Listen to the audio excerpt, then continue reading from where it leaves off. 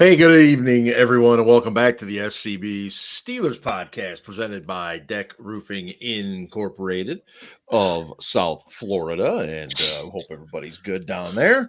Hopefully, my parents haven't decided to run you all into crazy town.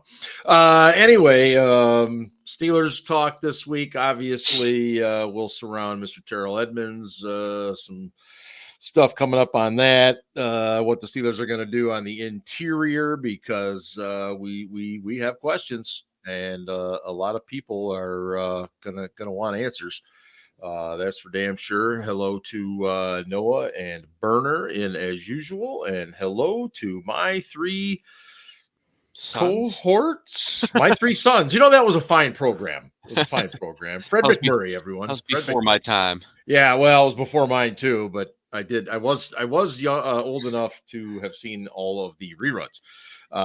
Anyway, Scarps is here, Ben's here, Ian is here, and Ian, I can't quite read what is under your name. What does that say? It says Ben sucks. Because I realized when I logged in tonight, it was like put an optional headline. Yes, I had it last week and nobody said a word. I didn't notice it last week. Yeah. I'm surrounded by assholes. Yours is perfect. Yes. Yeah, very common theme for this quadrant. Quadrumvirate? No, that's triumvirate. Fuck it, whatever. Anyway, we do often joke that SCB Slack is like that scene in Spaceballs where yes, it's like, keep firing, assholes. How many assholes we got on this ship anyway? They all raised their. What a great movie! It's truly beautiful. Yes, Spaceballs the sequel. It never happened, but I'm okay with that. Anyway, 2, The Search for More Money. The Search for More Money. That's right. I loved it. Hello to Freak and Jen and Claude. And right away, Freak has a very good question, because I was getting ready to ask that myself. He is moving. And that's good. So we do know he's live. And funny, she doesn't look Drewish. We could probably do a whole damn show. I don't know. Strictly on the. I know exactly why I love it, but what Rick Moranis says, I bet you she gives a great helmet. That's just fucking. I mean, oh man. It's the delivery is about 80% of it too. He just nails the delivery. Oh my God. Okay. Ben's almost 60. He needs his rest. Well, he is closing in on that. Anyway, welcome again, everybody. And guys, I'm just going to start you out with a question. I'm going to ask this every week right up to the draft. Right now, whether you want to go with your gut or your brain, and I'm going to go to Ben first just to make sure that he's alive. Ben, right now, who are the Steelers taking at pick number 17?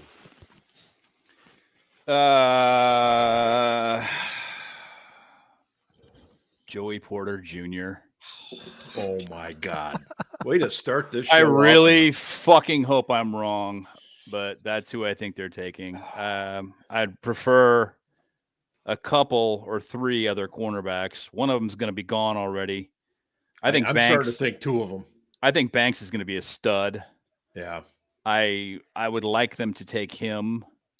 And I don't mean Brian Banks. I mean, is it Deontay, Maryland kid?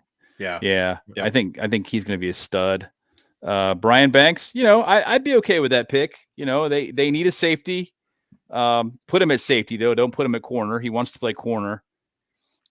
Put him at safety. We'll people are. Some people, not a lot of people. Some people are saying, "Well, Deontay Kazee will be just fine at strong safety. It's not a big deal."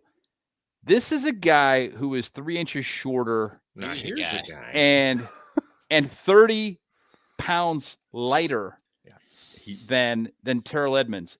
He ain't the guy to play box safety. He's not that guy. No. Okay, that is an easier skill set to replace than a good center fielder, quarterback of the defensive backfield, free safety like Minka. Okay.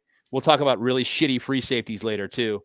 Yeah, we'll get to that. But so right now, if you had to lay it down, the Steelers are taking this game. You'd say JPJ. All right. Yeah, and I'm not gonna be stoked. Okay. All right. Scarps, same question to you right now. If the Steelers were going to pick, who you got at 17? Come back to me because I don't want to say Joey Porter. Because I don't want to say Joey Porter Jr. Although I just feel it's going to lean that way. You've been on that for like so. Let me put my bifocals on and look at the old all right, Ian, mock. Go for it.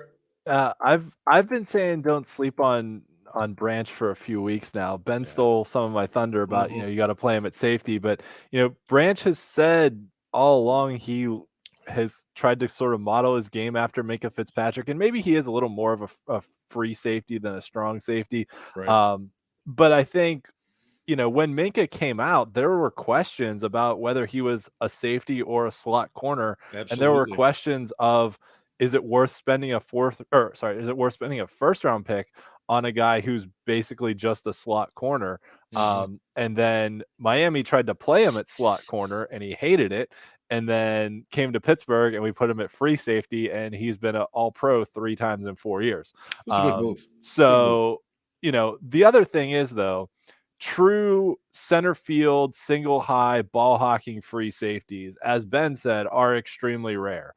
And if you have a chance to get one of those guys, like a Brian Branch, you should probably go do it, because what he would enable you to do with Minkah already on your team is to be multiple in your defensive backfield looks, that you could play a true cover 2. You could play a cover 1 and move one of the guys up into a robber position. You could basically interchange the two of them between him and Minkah.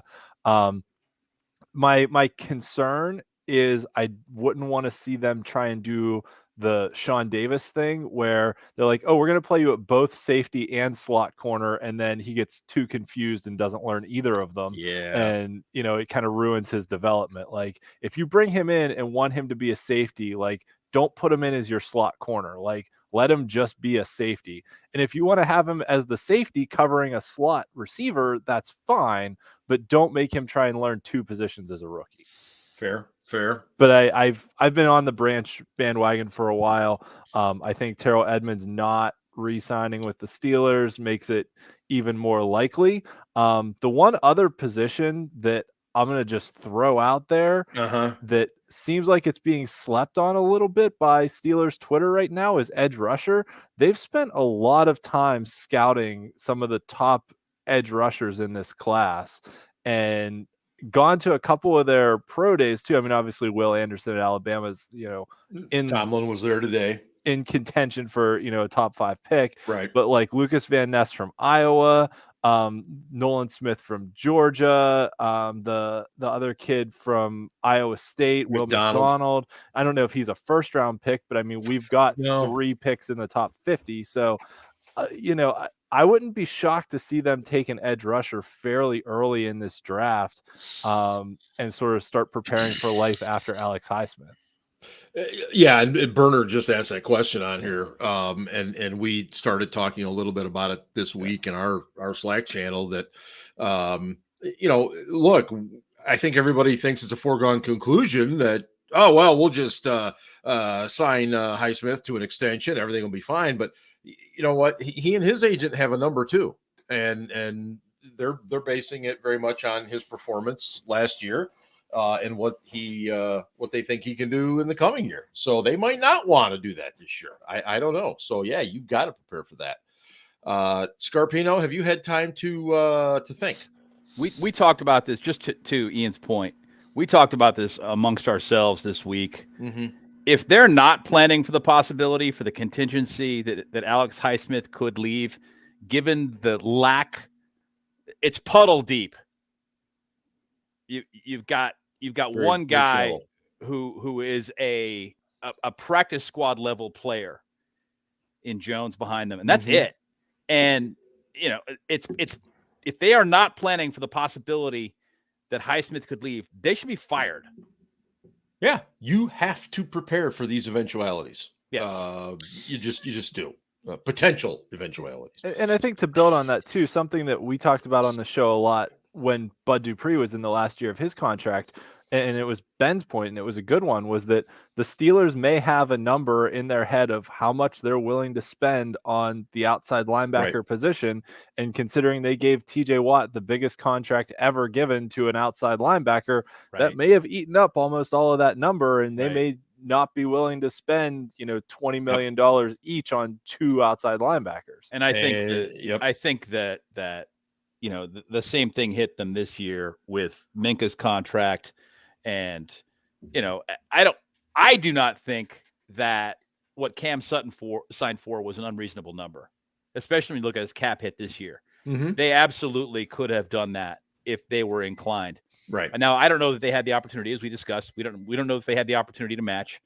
My guess is they probably did, and they passed for whatever reason. But yeah, they didn't get better in the defensive backfield thus far with who they've signed, and they got older, and they're still spending an awful lot of money on the defensive backfield.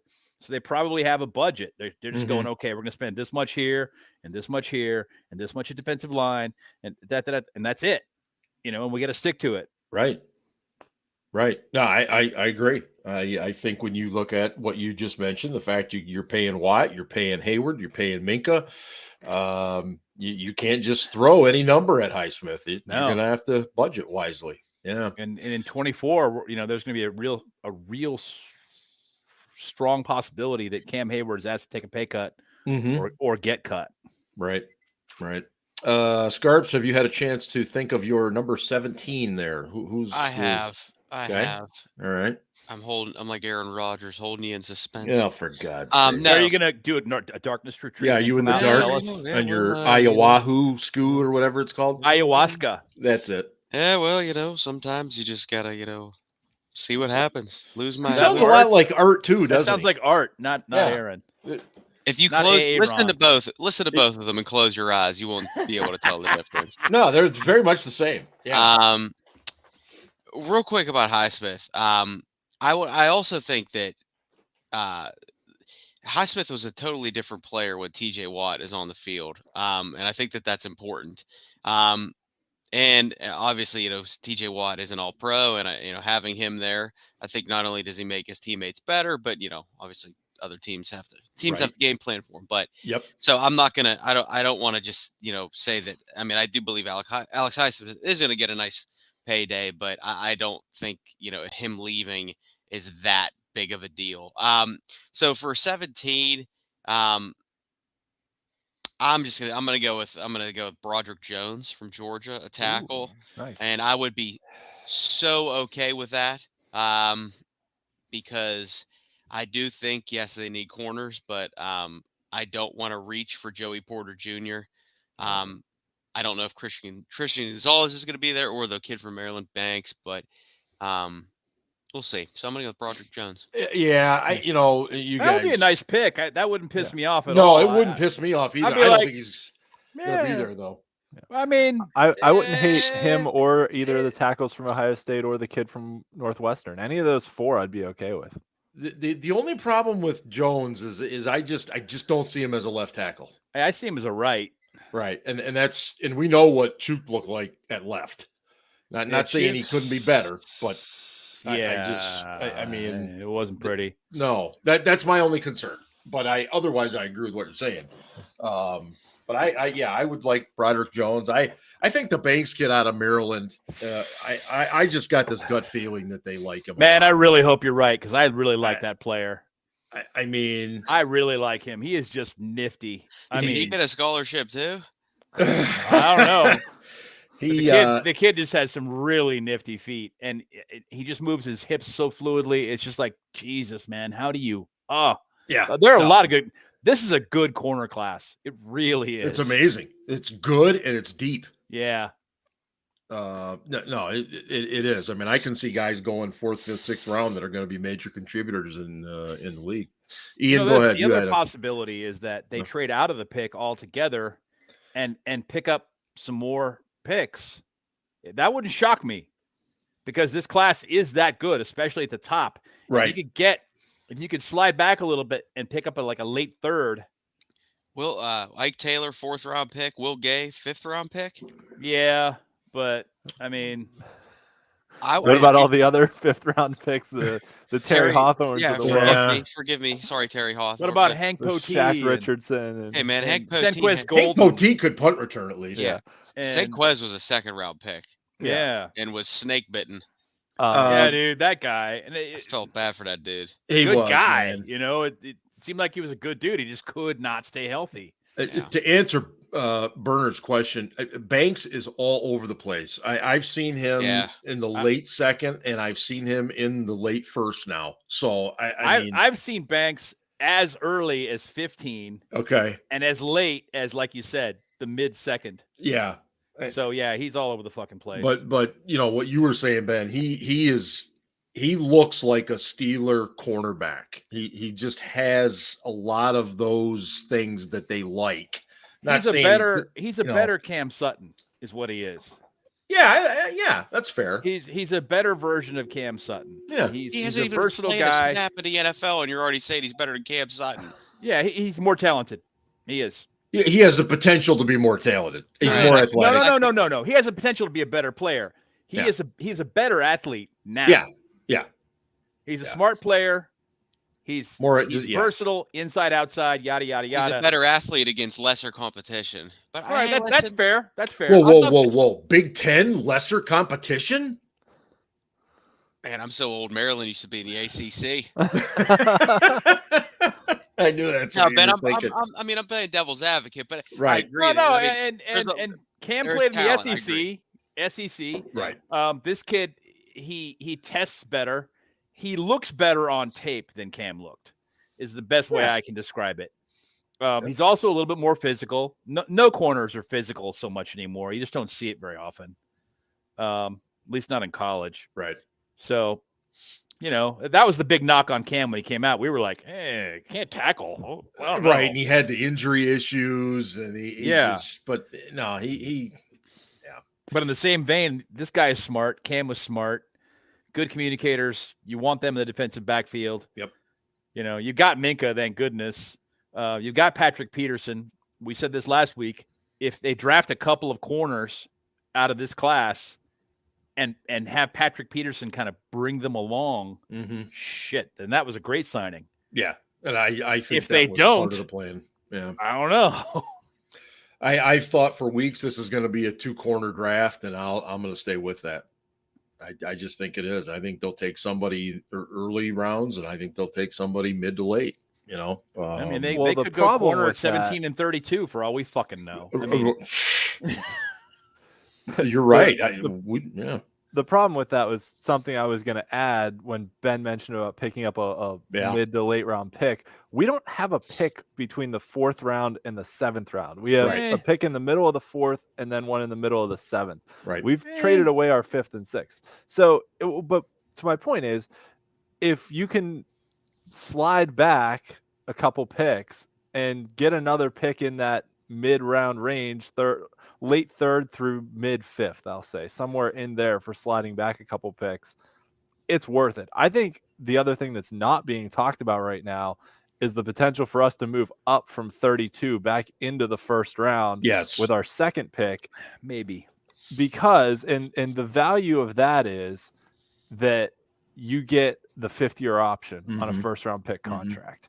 That if there's a player, and teams have done this for years now since they put in that fifth year option. It's been a huge thing. That teams deal. In the early 2nd round, once you get to pick about 25, 26 or so, those last 5 picks of the 1st round, teams will move up to one of those picks just to get a player that has a 5th-year option. Yeah. Heck, the Ravens did it for Lamar Jackson at pick 32.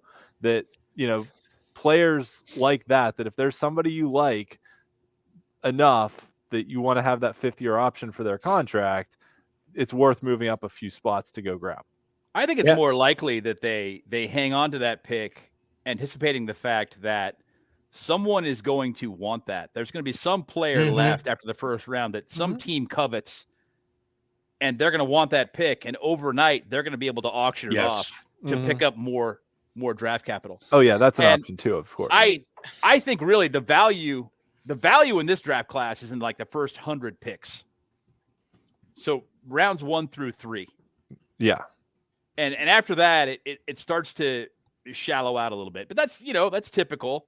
I think at the top of this class, it really is a good quality class. And man, if you could get like an extra pick in there someplace somehow, shit, it'd be hard for me to knock it, even if they lost a player they really kind of wanted at 17. If they picked up another pick in the first 100 by doing it, by sliding back, it's kind of hard to turn that down.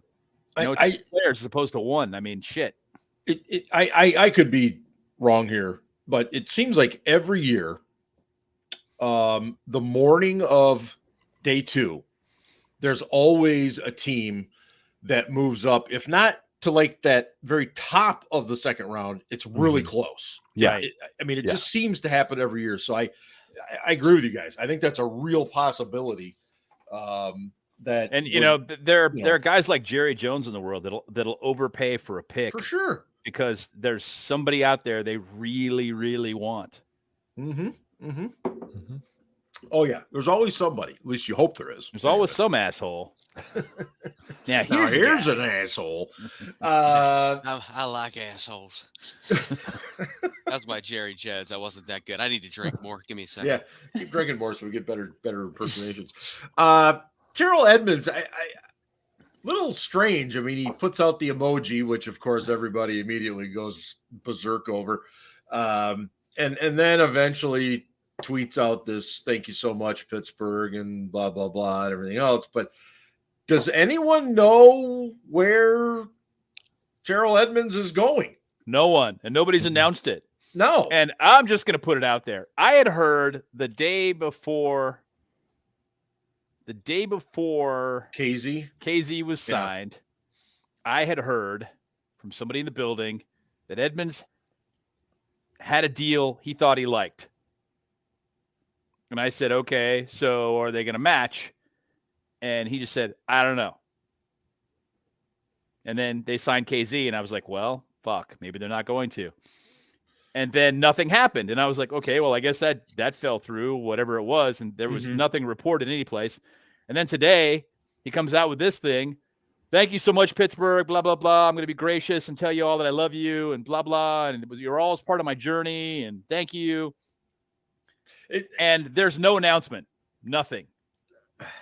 It just seems the whole thing just seems weird. This has been going on for a week and a half. I almost felt like it was an April Fool's thing for a minute. And I kept thinking, well, we're a week out from that yet. Because normally when a player does that, then within an hour or so, you usually see where they're going. Yeah, and Adam Schefter or Rappaport or somebody pops up and goes, Terrell Edmunds is signing a blah, blah, blah deal with this team, and this much is guaranteed, and how much this is the total value of the deal. Nothing. I wonder if it isn't one of those things where he has been told by the Steelers, look, this is as high as we're going, and he and his agent are like, well, that's not high enough, so we're out. I don't know. Of course, maybe that situation seems like it would have played out last year when he had to come back for what, 1 year and $2.5 million.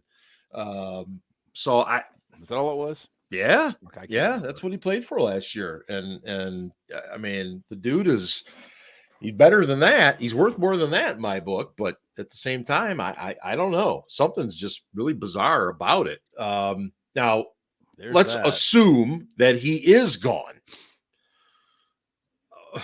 As you pointed out in the very beginning, Ben, this is not a position for DeMonte KZ to slide into. All right. And not in the same way. I mean, I guess theoretically, the guy could play there if you needed him to, but it's not ideal. No. KZ is not the guy I would want covering a tight end across the middle. Okay. Right. I mean, honestly, there are a lot of tight ends that are so big as it is that Edmunds struggled to cover them. All right. You put a smaller guy against them. It just doesn't, to me, it just doesn't, it doesn't pencil out. If we had a linebacker who could fucking cover, it wouldn't be that pressing a need, but we don't have one. I know they just signed 2 guys. That's great. Good leadership guys, good tacklers. It'll help them with the run game, blah, blah, blah. But neither one of those guys can cover.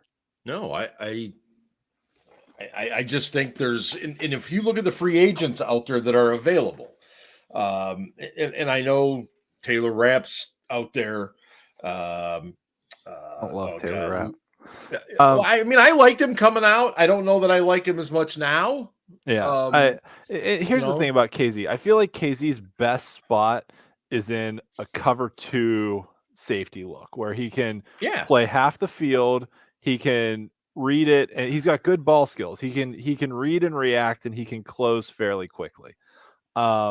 If you're asking him to come down into the box, he can be a physical hitter, but I don't think he's not a in the box guy that's going to be able to work his way through the traffic of an offensive line like Edmunds could.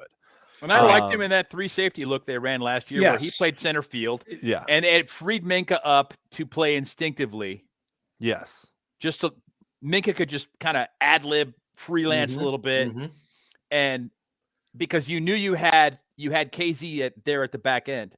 Yeah. So Minka knew he had cover behind him. He could kind of take some chances, and he made some plays as a result. That was great. That was fantastic. Yeah. And it seemed like they really liked that three safety look last year. And don't forget, he got to go out and draft Brian Branch. Well, and he got hurt. Don't forget. That would be awesome. I mean, Brian Branch would not disappoint me in the least. I'd be like, yeah, there are a bunch of guys. Honestly, I feel like we're gonna get a good player. It's like, which one? And honestly, JPJ, I already talked about this. He's like the least appealing pick I can think of right now. So I want to go guys that are going to be there. If they want a guy who's sorry, go ahead. No, it's fine. Go ahead. Oh, I was gonna say I was looking at the free agents since Mark asked about free agent safeties. I mean, if they want a guy who is probably going to be relatively cheap to be a true like box safety against the run, I'd look at a guy like Landon Collins, who is only 29 years old. He only got paid $1 million and change last year with the Giants. He's not a cover guy at all. He's not going to cover tight ends, but I mean, it may be kind of similar to Taylor Rapp. Like the dude can hit, he can work his way through traffic, and he can play against the run. And maybe between him and KZ, you can piece together enough to have 2 safeties. I mean, if that's what you're going to do, just re-sign Marcus Allen and put him back at safety. Oh, no. No. I'm just saying. I know what you mean. Yeah. If they took Joey Porter Jr. at 32, I'd be okay with it. I don't want Joey Porter Jr. at all. I'm just not happy with the guy at 17. I mean, he's gonna have some value. He's a long player. Scarps, if his name was Steve Perry Jr., would you be more open to it? Yeah. Hell yeah. And I don't mean the son of Journey singer Steve Perry. No. That's what he means. Oh. No, I mean, what are you talking about then? What I meant to say was Vince Neil Jr. He'd have looks that kill. Well played. Well played. I just want to say something real quick, and I understand. I understand being a fan, but I feel like Steelers fans, especially Steelers Twitter fans, just blindly follow and whatever the Steelers do. And I saw. I mean, for as many. Hey, good luck, Terrell Edmunds. Thanks for everything. I saw just as many. Oh, we don't need him. We won't miss him. KZ's better. And it's like underappreciated. I was like, you're banking on a lot of stuff coming out of KZ because he was hurt last year. I know he broke his arm or whatever, but you're looking at a small sample size with him as a Steeler. And you lose Cam Sutton, you lose Terrell Edmunds, who, by the way, have played the second most games out of any Steelers defender in the last 5 years. So they're reliable, they're dependable, they're always available. And you bring in a Patrick Peterson who probably still has some stuff left in the tank, but he's going to be 33 years old. I said this to you guys earlier, and I believe I tweeted it, but Lawrence Timmons was a first-round pick. He was Mike Tomlin's first ever first-round pick, and Lawrence Timmons didn't make that many Pro Bowls. I don't think he ever. I think maybe he only ever made like an alternate as a Pro Bowler. He never was an All-Pro. He was in the Pro Bowl twice, but I can't remember if he was a first pick or if he was an alternate. I think he was an alternate, but he never made an APL Pro. Nah. But Lawrence Timmons was solid as hell for 10 years. Yes, for 10 years. Yeah. That's a good pick. He led the team in tackles probably almost every year he was here. And you know who else was a high tackler? Terrell Edmunds. And you know what? He's going to go somewhere else, and he's probably going to play at least 5 more years. So everybody out there being like, oh, he's not worthy of the first-round pick. Okay, if he was taken in the second round, you'd probably love him, and you would have never ever said a bad word about him. No, see, I'm going to disagree. Just to a point. I think you were right in the first place when you said he was a good first-round pick, because a first-round pick doesn't necessarily, especially a late first-round pick, doesn't necessarily need to be an all-pro. What he needs to be is a foundational type player. And I think he is. That you get a decade out of, and he was that guy. Absolutely. The guy was way, way underappreciated. And I only said that because fans expect so much out of first round picks. But if the Steelers took him in the second round, you'd be like, oh, how could you let this guy go? The only reason that people criticized him, in my opinion, was it was a surprise pick. People weren't expecting it. Surprise, yes. Nick Chubb came out in the early second round, and he was a fucking stud. Lamar Jackson went 4 picks later. Went 4 picks later. There were a couple of good players after the fact that went, and played well. And everybody's got an opinion. And who was it they wanted? William Jackson III that draft, right? Yeah, it was no.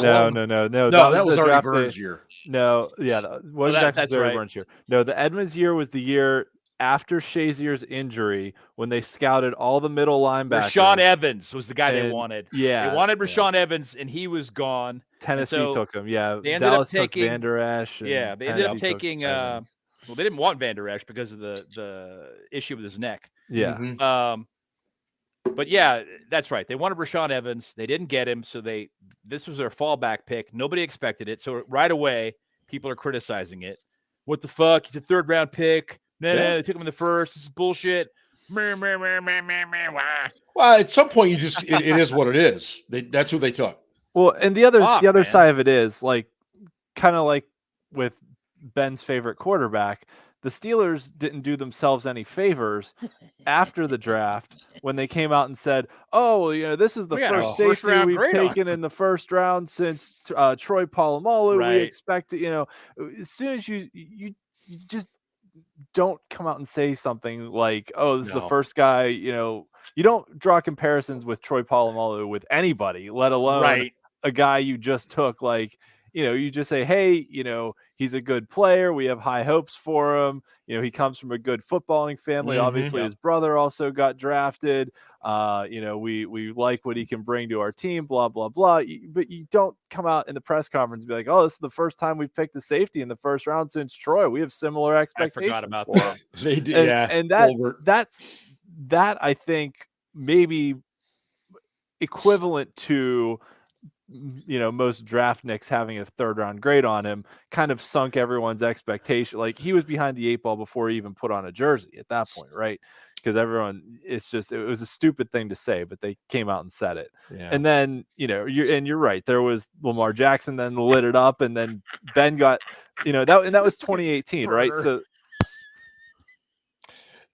just real quick. What? I was going to say that was 2018. Ben had a great year that year, but then the following year, Ben hurts his elbow in 2019. Right? We don't know if Ben's ever going to come back, and Lamar's lighting up the league, and we're like, why the fuck didn't they? Why did they take this guy who can't cover and can't tackle and can't intercept the ball?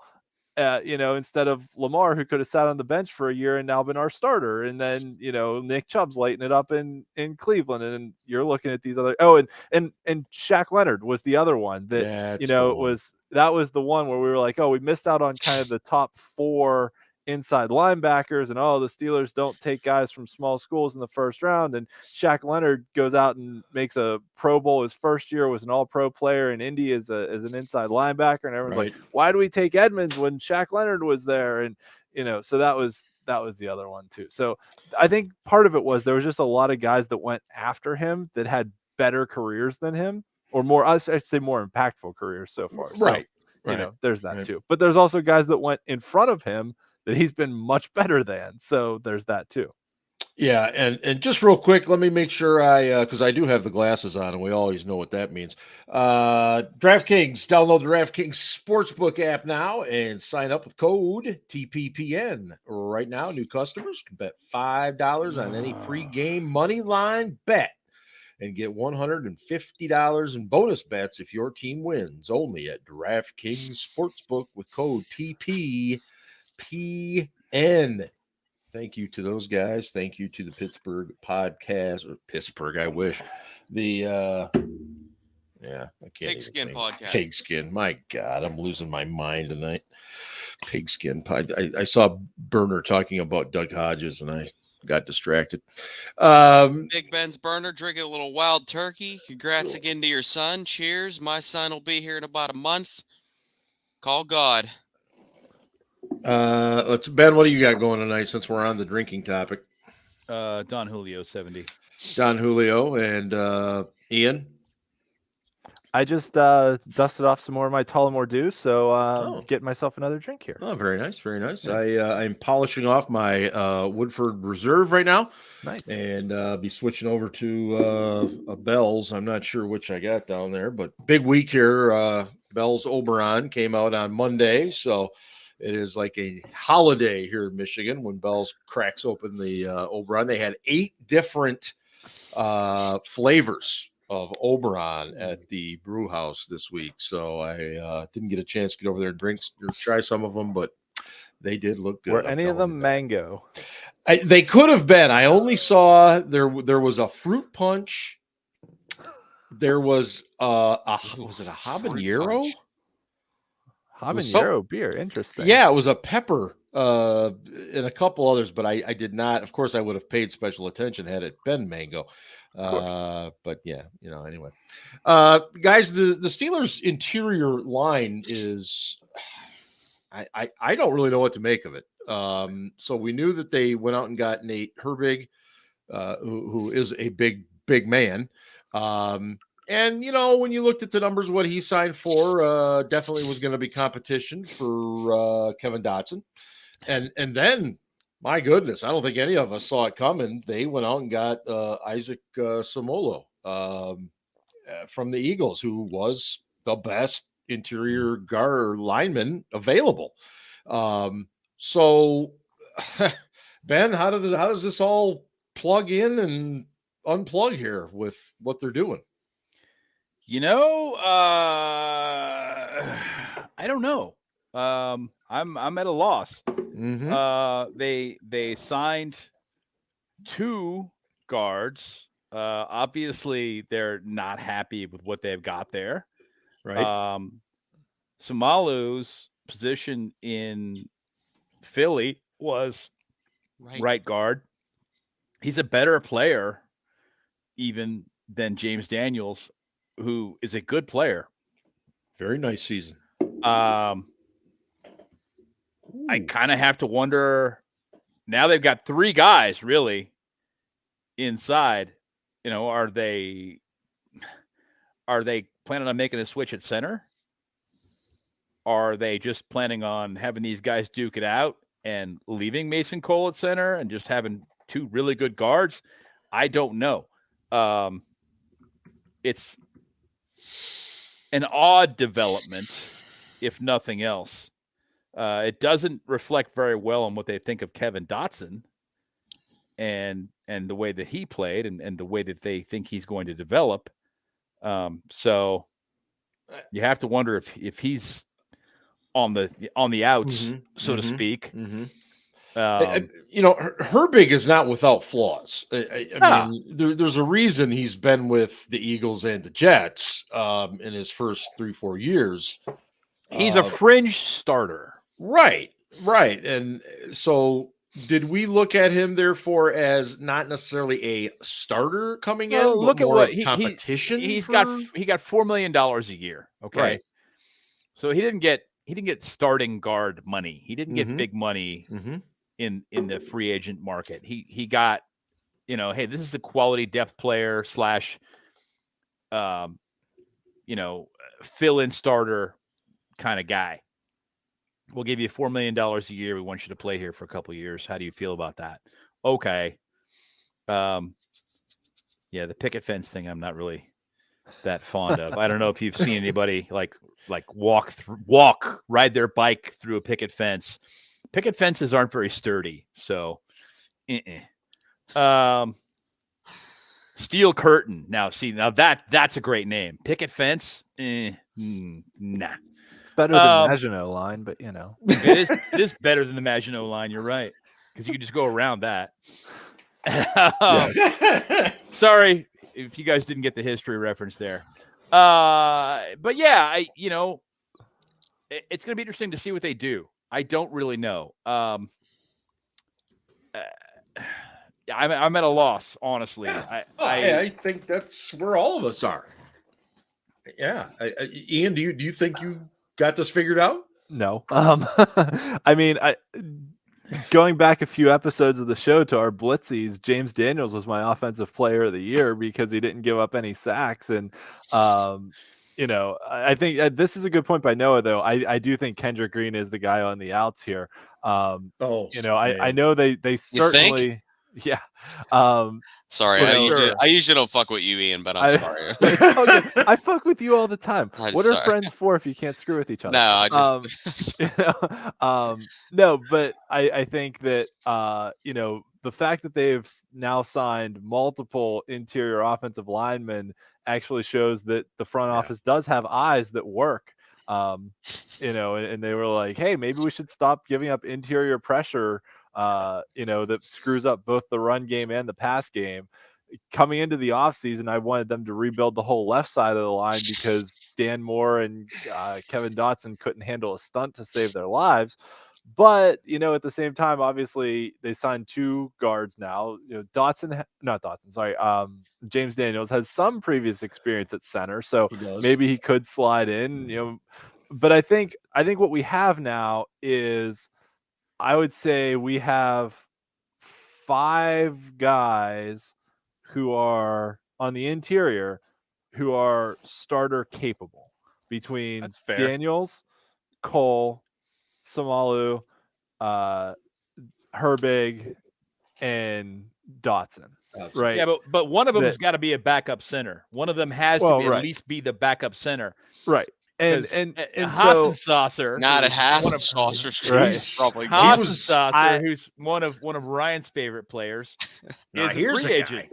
Yeah, for the names. I don't know who the starters are going to be. I don't know what positions they're going to play, but I think you have enough guys here that we were extremely fortunate last year. I think we were the only team in the league that started the same offensive line every game. Yeah. We were extremely fortunate in that respect. That doesn't happen. Huge. So I think we have enough depth now that if somebody gets hurt and misses a couple games, we have other guys who can step in, maybe not at center. Center's kind of the question mark, but the rest of, any guard position, yes, we're okay there. But I don't know what they're doing at tackle either, because they don't have any backup tackles right now. Kind of like backup outside linebacker. But it's not like, honestly, Trent Scott, you mentioned that today. 30 snaps. He played 32 snaps all year, 31 on offense. I was like, who? Oh, yeah, that's right. Now I remember that guy. And he's in Washington now. He's easily replaceable. I'm sorry. So it's absolutely. it's not like the depth that they had was quality depth. That's all I'm saying. So yes, the guy that I think they should take a look at. What the hell are we talking about here? The guy I think they should take a look at is Chris Hubbard. Yeah, he's as a swing tackle. Though. He has been, but if he's just a guy, they should have tried. Here's a guy practices during the week, and holds a helmet on the sideline. Unless they need a snap here and there, maybe a start. A guy who can play 4 positions along the line if you need him to. So, is there any way this is a potential indictment of Mason Cole at center? And Maybe, I but say, I mean, most of us agree that we didn't have the greatest of expectations. He didn't have a great year, but he performed better than I think most of us anticipated he would.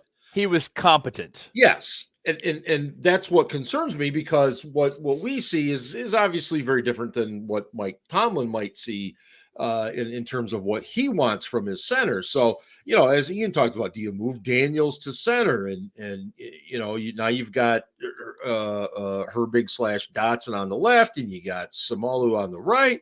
I still think they're going to try to upgrade Dan Moore. I do. I don't know if it's going to be a first-round tackle, a second-round tackle, but I think they're going to. I don't know. I think they either. should.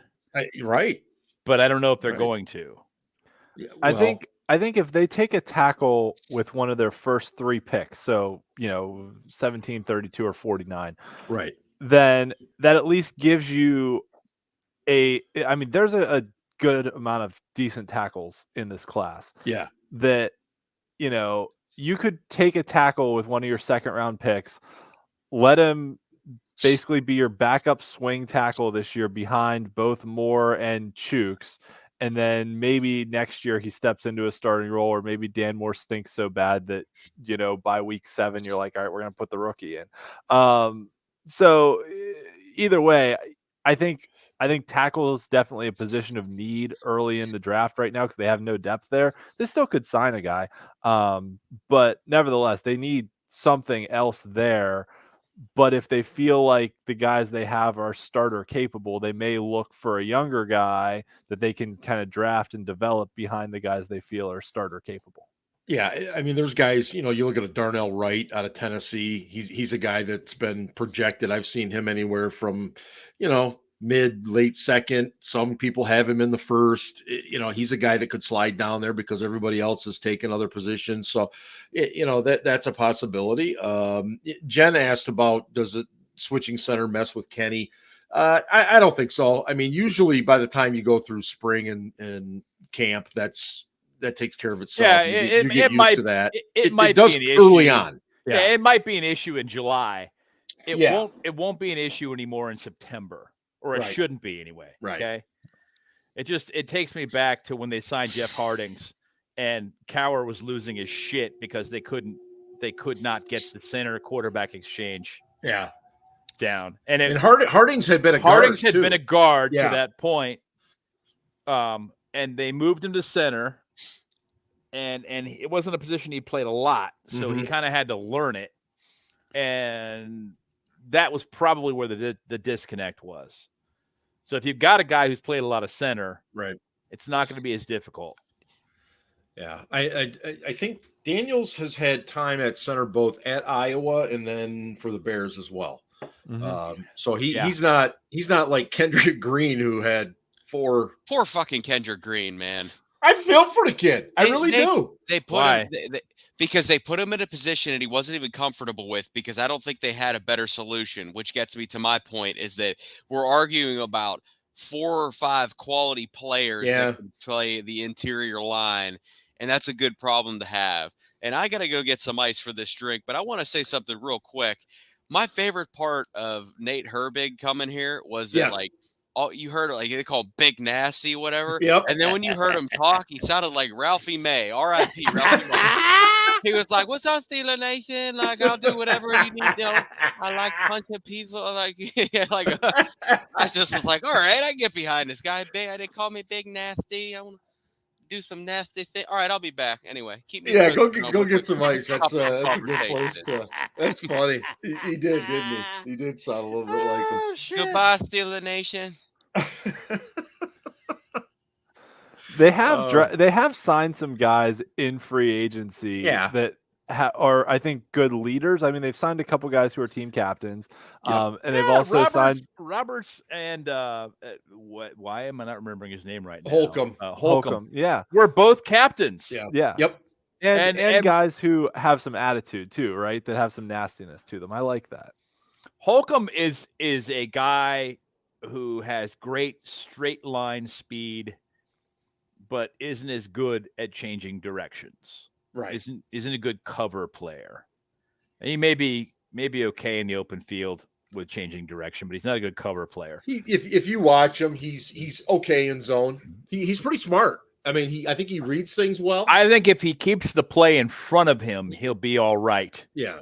It's when the player gets behind him, if he's trying to play trail, yes, that's going to be a problem. Okay. No doubt about it. Yeah. Remember when Lawrence Timmons, since we talked about him earlier, was young and he was so fucking good at playing in trail. Like, yeah. Even if the guy got the ball, Timmons would grab him and drop him on the spot, No, we need a guy like that again. We need an athlete like that again in the inside. I find what those they're guys doing are hard to find, though. I mean, they are. They are. Coverage linebackers don't grow on trees. No, because you're asking these guys to be run stuffers, and you're also asking them to play in the hip pocket of tight ends, running backs, slot receivers. I mean, it's crazy where the position has gone. I'm curious to see where this is headed as far as the draft. We're a little more than a month out, just strictly because I 2 weeks ago, I don't think I would have said tackle was at the top of their list anymore, but with what they're doing with the O-line, I'm starting to think it is. It won't hurt my feelings fucking any. No, absolutely not. Investing in the offensive line that we bitched about all year last year.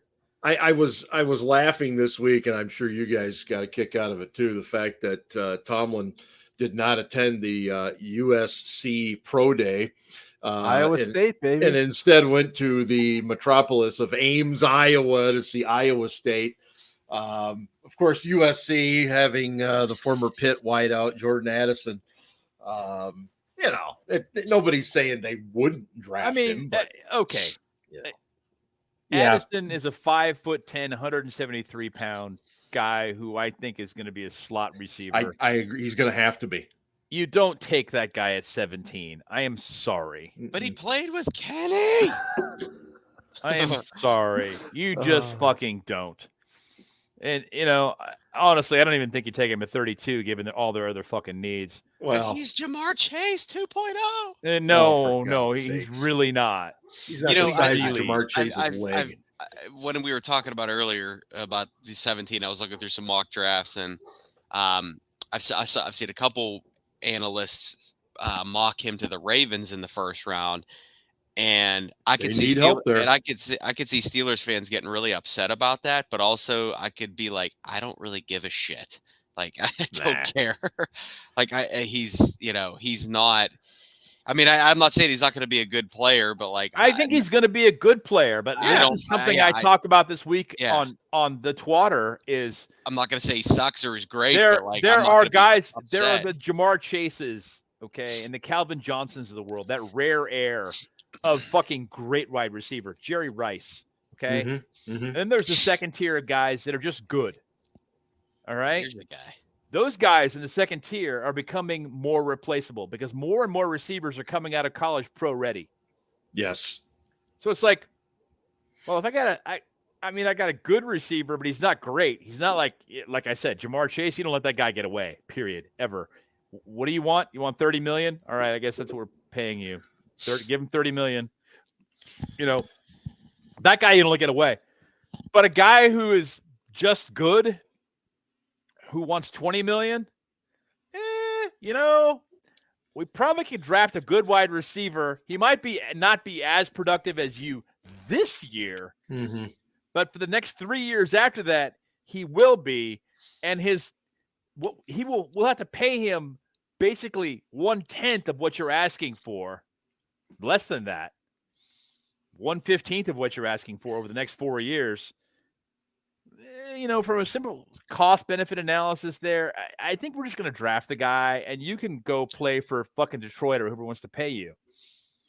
Well, I think that's what we saw last year in the draft when you had so many receivers get traded for first round picks and then those teams turned around and picked receivers with those picks. Right. Which worked out pretty damn well for the Eagles getting A.J. Brown. But, Yeah, he's pretty A.J. good. Brown is fucking good. Yeah. And also, he's not just a fast, good route runner with nice hands. He's also stronger than shit. He's a very large individual playing that position. Yeah. Well, and So think that back a makes it few even years. harder. And Right. on top of that, when he moved to Philly, he had a chip on his shoulder. It wasn't just about I'm going to get paid, and then he relaxed. Then when the Titans let him leave, he got pissed. Yeah. Right. He got pissed and worked even harder. That dude had all of Nashville on his shoulder when he left that town. He did, dude. Yeah. He did. He had a fucking Well, and the People say they have a 2x4 on their shoulder. That guy had a 6x8 on his shoulder. Yeah, fucking dude. Christ, man. Dude He had was the whole state pissed. of Tennessee on his shoulder. The best one was- of those first round deals that worked out for everybody was when Minnesota sent Stephon Diggs to Buffalo, who was great in Buffalo and really helped Josh Allen develop. Right. And They then got who did Justin Minnesota take? Jefferson. Justin Jefferson with that Yeah. pick. Yeah. And it's No, that's a like, great point. you know, Jefferson Don't forget. does not Don't suck. Don't forget the Bills could have had Antonio Brown had he said yes. Mhm. Yeah, no, actually, that's true. And, Yeah. and you have to wonder how much better the Bills would have been and whether or not AB would have won a Super Bowl ring there Yeah. in Buffalo. Now he lives in Albany, and he seems to think it's just fine. You know, upstate New York is okay now, I guess. Anyway, whatever. I do want to say one. Where other did where did Marquise Brown go again? thing. Arizona? Arizona. I think he's Arizona. Yeah. And what did the Ratbirds do with that pick?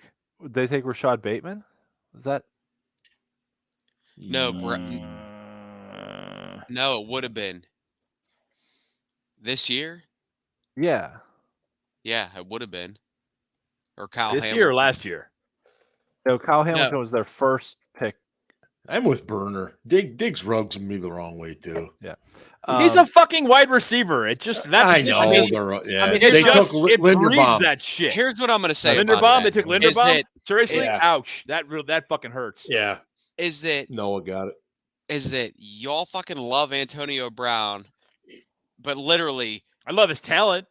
but Right. The guy's a dick. Stephon Diggs and Antonio Tear Brown have the down. same mannerisms, right? Oh, I mean, Yeah, probably. and they're both about as productive because their quarterbacks love to feed them the ball. But I'm saying, like, you can't say that about one wide receiver, but then like turn a blind eye because Antonio Brown's on your team. But I mean, all fans Yeah, are but like that. if for every fans team, are I'm like that saying. for sure. Absolutely. Fans are Just- absolutely yes. Just fucking like that. Fuck. I mean, Yeah. not Steelers fans, but all the other fans. Right. Are like, I'm not even saying Diggs does get upset. He's very emotional. I'm I lying. and I Steelers fans are respect like that too. Yeah. Yeah. One other thing I There wanna hasn't say. been as much Okay. off-field shit with Diggs. Okay, I'll just put that out there. There hasn't been as much off-field bullshit. No, he with seems Diggs. like a genuine good dude. No, And I I'll think stop he's a now. good dude. He just Yeah, whines a lot. he's just a fucking prima donna. Yeah. That fucking position just breeds Yep. assholes. Yep. Here's a guy Ian, that you were punched Mitch saying? Trubisky in the face. I do want to say, we've talked a lot on the show in the past about our uncertainty for how Omar would kind of handle things. And, Andy Weidel, we weren't really sure where, how the interplay was going to be between Omar, Andy, who was going to make personnel decisions. I've been pretty happy with what they've done in free agency so far. So like am I. big picture, they've been much more active in the first week than Kevin ever was. And I'm not trying to knock on Kevin Colbert, but I'm just saying they've better been watch more your fucking active in the mouth. first I'm just week. teasing. Hey, Kevin Colbert, fellow North Catholic I know, graduate. I'm just- I would never I'm knock just on him. teasing. But you're right.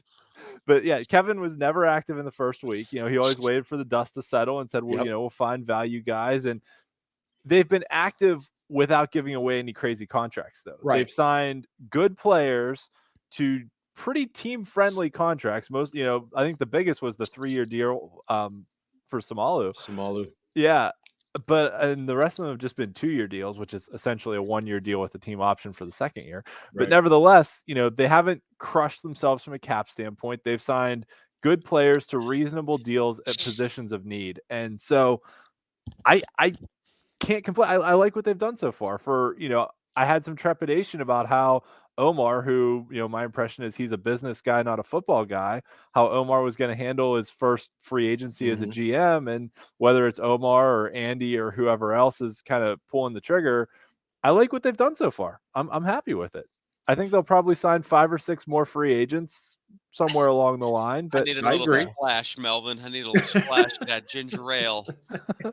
Ginger ale. I got a baby appointment in the morning. That's right, man. So yeah, so He's got to go just, be around hospital equipment. I wanted to put it on the record that I'm Hook No, me we'll up. see how I the think guys that's a good- actually perform, but I'm pretty happy with how seems like they've had a plan, they've followed it, and they haven't hamstrung themselves from a cap standpoint. So it's I think you're right, Ian. I think I've been kind of in the same boat. Very pleased at what they've done.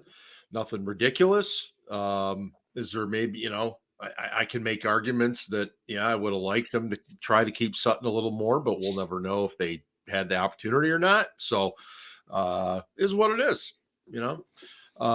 So we're going to move over to Mr. Casey Kasem here. And as I mentioned in a social media post, yes, Ben. Point. Yes. The Seumalo signing Yeah. was a huge fucking value. People are not talking about that. I agree. I don't know how that guy lasted as long as he did and why he got as little as he did. Which scares me. But holy fucking shit. Yeah. I mean, great deal. Started every game last year for Philly. Did have a few injury issues the years prior. He's a really good player. That's all I'm saying. Mm-hmm. Really good. He brings the attitude, which I love. That offensive line has needed it. Anyway, we're going to bring in Casey Kasem. Then we're going to close up shop, have a brief intermission, and then we will be back with overtime tonight. Oh God, there will be some overtime. So you're just going to have to be patient. But in any case, let's go to the FM dial for Mr. Casey Kasem. Oh boy, Casey's Coast to Coast, American Top 40. Hello, everyone, and welcome to the week that was March 23rd, 1974. Ryan for Pittsburgh writes, Dear Casey, but my Kenny, he's all right. Oh, my Kenny's clean out of sight. Don't you know that Kenny is some kind of wonderful? Casey, many don't know that was the actual lyrics to Grand Funk Railroad's first take. However, recording engineer Shelly Yakis, one of the best in the industry and a huge Cowboys fan, said, no way, something didn't sound right. And he had the band change the lyrics. I guess it was for the best, Casey. Some Kind of Wonderful made its way up to number 3 on the charts. Had they kept Kenny Pickett in the lyrics, it would have been average at best. Oh. Speaking of Some Kind of Wonderful, former Steelers quarterback Ben Roethlisberger graced us with his presence this week. Casey, how lucky are we that we get to hear from the old cowboy? That's right, Casey. We are all so much better for having heard that the 49ers reached out to him last season when they were dealing with all kinds of injuries at the quarterback position. Casey, you ever notice Ben always emerges at the perfect time since he retired? The first Steelers draft without him? Hey, it's me. The Steelers' first practice without him? Hey, it's me. The Steelers' first game without him? Hey, it's me. Is it Ben Roethlisberger or Taylor Swift? The guy has better timing than a Rolex. Just when you think he's finally gone away for good, he pops up like a reoccurring case of fire crotch. Do you know where I can get some treatment? Asking for a friend. Back to the point here. I find it hard to believe that 49ers reached out to Ben, but then again, I don't. You see, Ben was never the workout warrior. In fact, he had his best seasons, arguably, when he was on the Husky side. I mean, the guy is just talking football and drinking beers every week on his podcast. Who does he think he is? The Steel City Blitz?